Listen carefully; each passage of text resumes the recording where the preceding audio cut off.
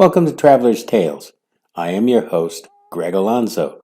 Today I will be your guide for this special edition as we take a look at Mavia, the warrior queen of Arabia.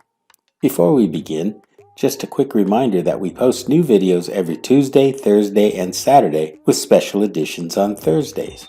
Moving right along, mythology tells us one thing, while archaeology tells us another.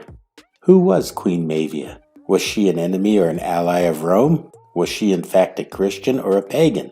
Today we will answer these questions as we take a look at this person who was considered to be the most powerful woman in ancient Arabia.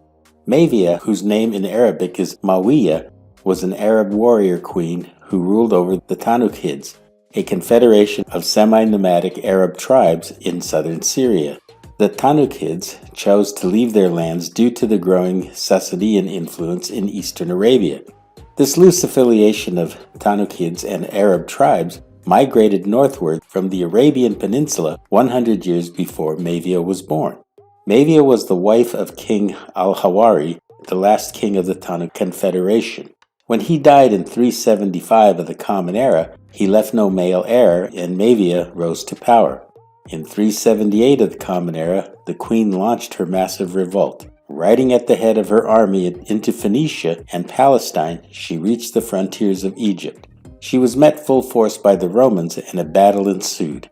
Shockingly, she not only defeated the Romans, she was victorious in several battles. One of the reasons for Queen Mavia's success was that her troops were highly mobile. She often used guerrilla warfare tactics, conducted numerous raids, and frustrated Roman attempts to subdue the revolt. Mavia and her forces proved themselves to be superior to the Roman forces in open battle as well. After a century of having fought alongside the Romans also meant that they were familiar with Roman tactics. This then enabled them to easily defeat the Romans. What then brought about such a massive revolt? The reasons for the revolt, which extended throughout the Levant, were considered to have been religious.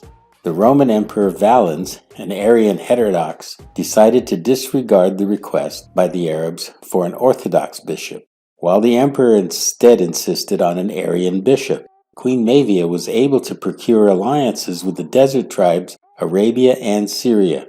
The Romans eventually asked for a truce. At length, Queen Mavia eventually agreed, but only on her terms.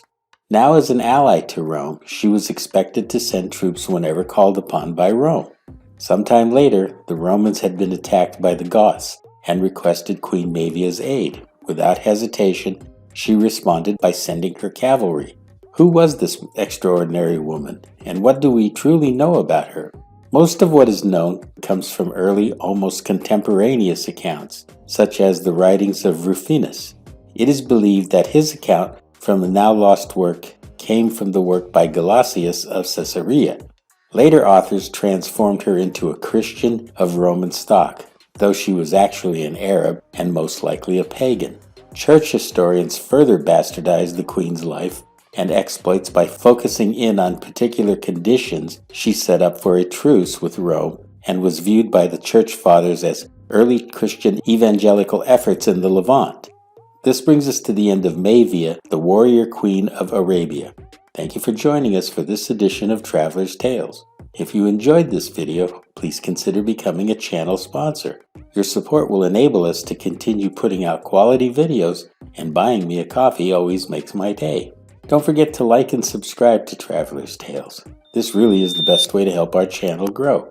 Until we meet again at the crossroads of folklore and fact, Cartistos.